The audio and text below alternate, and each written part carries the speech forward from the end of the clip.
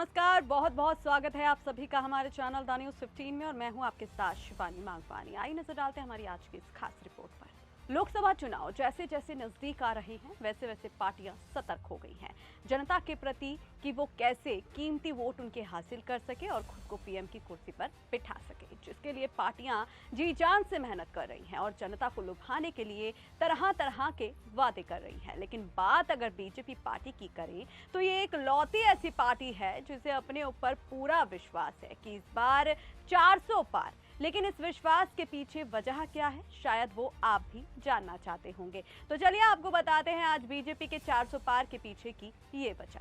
जानने के लिए इस वीडियो को एंड तक देखिएगा, साथ ही हमारे चैनल को सब्सक्राइब भी कर दीजिएगा। भारतीय जनता पार्टी के कार्यकर्ता अयोध्या में राम मंदिर के उद्घाटन के बाद देश में चल रही भगवा लहर से उत्साहित और नई ऊर्जा से लबरेज है।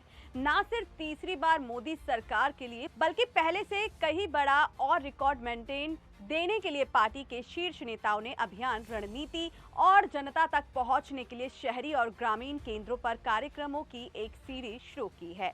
साथ ही डिजिटल मीडिया के माध्यम से जनरेशन जेड को लुभाने की कोशिश की जा रही है। वहीं भाजपा का कहना है कि बीजेपी अपने दम पर 370 से अधिक सीटें हासिल करेगी, जबकि राष्ट्रीय जनतांत्रिक गठबंधन यानी एनडीए 400 सीटें का आंकड़ा पार कर पाएगा।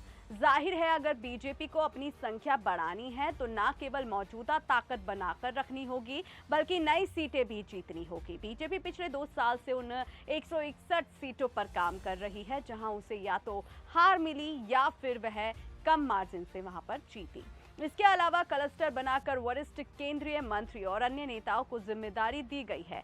तेलंगाना में लोकसभा की 17 सीटें हैं, इसमें से 2019 में बीजेपी को 4 सीटों पर जीत हासिल हुई। आंध्र प्रदेश में 25 में से एक भी सीट पर जीत नहीं मिली। वहीं कर्नाटक ने बेहतर रिजल्ट दिया। बीजेपी को कर्नाटक की 28 सीटों में से 20 से ज्यादा पर जीत मिली थी। इसके अलावा तमिलनाडु में 39 सीटें हैं, लेकिन बीजेपी को यहां एक भी सीट नसीब नहीं हुई। केरल में 20 सीटें हैं, यहां भी खाता नहीं खुला। पुडुचेरी और लक्षद्वीप में एक सीटें हैं, लेकिन यहां भी हार का सामना करना पड़ा।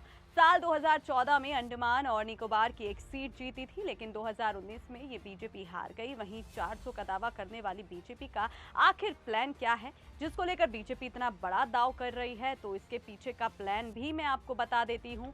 दरअसल आंकड़े बताते हैं कि बीजेपी दक्षिण की कुल 132 सीटों में से 84 सीटों पर आज तक नहीं जीत पाई है। ऐसे में सवाल है कि बीजेपी के खाते में ज्यादा से ज्यादा सीटें कैसे आएंगी, प्लान क्या है। सबसे पहले तमिलनाडु विजय प्लान की बात करते हैं।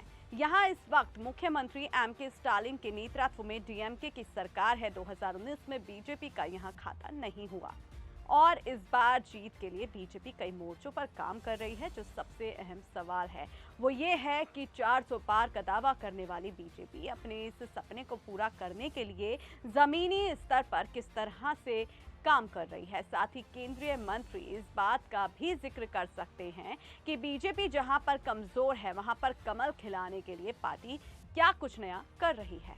इसके अलावा दक्षिण भारत जहां बीजेपी अपनी मजबूत पकड़ बनाने के लिए लगातार कोशिश कर रही है, वहां पर पार्टी क्या कुछ नया करने की सोच रही है। किसानों के दिल्ली कूच और सिखों की नाराजगी के बीच आप और कांग्रेस के बीच चुनावी गठबंधन से बढ़ेगी भाजपा की चुनौती।